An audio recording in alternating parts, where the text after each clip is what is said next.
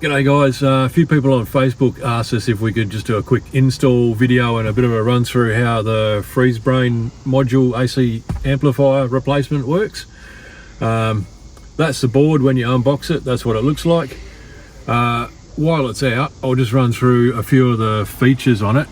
There is a switch over on the front corner here and it says auto and force and idle up. On a standard cruiser, when the compressor kicks in, the engine will idle up slightly with the compressor, and as the compressor cuts out, the engine will cut down, so you'll notice your RPM just goes up and down a little bit. With that, you'll notice your voltmeter usually sort of wiggles around a bit too. If you leave this on auto, switch it over to auto, that's exactly how it's going to behave, just like a standard one. If we put it over to force, it's going to hold that RPM up all the time as if the compressor's on all the time. And you just notice that on your voltmeter is a bit steadier. It's a bit nicer on the alternator if you're running fridges and lights and all that kind of stuff. It's personal preference how you want it. We find a lot of guys have it on idle up all the time. Again, personal preference. Now there are some lights on the board. The front side, we've got a compressor light. That light will illuminate when the compressor's commanded on. And we've got idle up light, which also comes on when it's commanded for engine to idle up. So if you've got it in auto mode, those two will come on together and go off together. If you've got it on force mode, idle up will be on all the time and compressor will cycle in and out.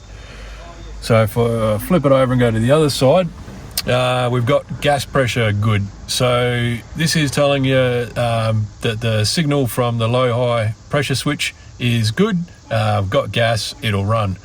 So in terms of diagnostics, if you see this light doesn't come on, you'd be checking your gas pressure. ECM signal. The ECM can turn the aircon off under certain situations.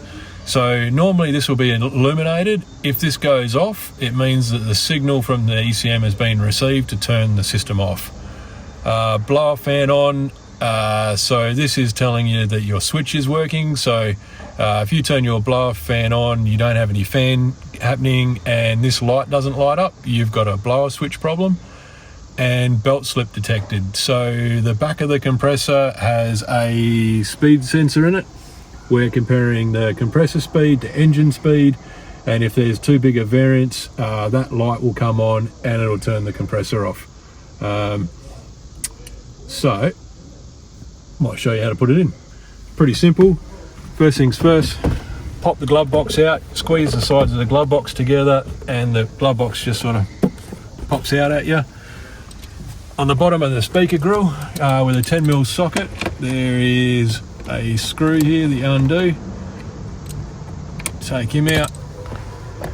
The grill just pops out towards you like that. Next panel up, just pulls straight out. And then we have the AC amplifier just behind the dash here, just behind the speaker.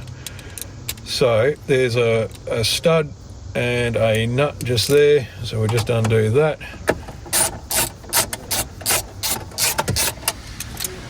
In a second you'll see why I take the glove box out. You don't have to.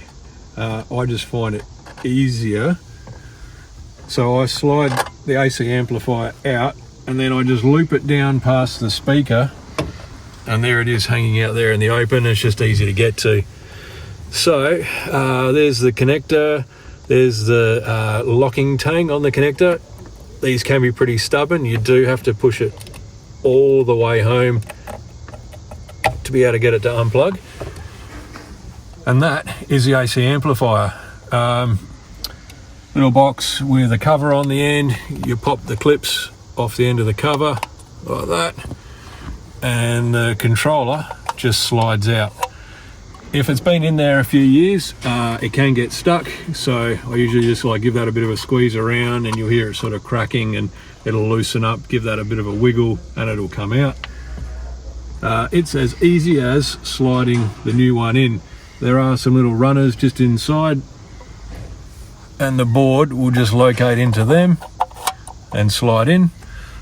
Put the cover the right way around onto there. Clip that in and just plug it in, loop it back around onto the stud.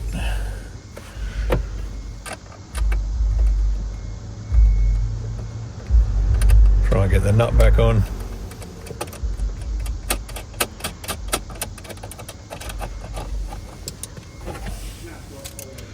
Tighten that up. And we just pop that cover back on. That one just pops in, just like that. The speaker grill, same thing. Just pops in. Now the screw on the bottom goes into plastic. It's a self-tapper. Just don't want to over tighten that one. Strips really easy. Just give it just enough. Then the glove box clips in and you're done. That's it. Really simple, takes a few minutes. We'll drop your aircon temp another 5 degrees. All your controls work exactly as standard. Just enjoy the colder aircon. Thanks very much. Cheers guys.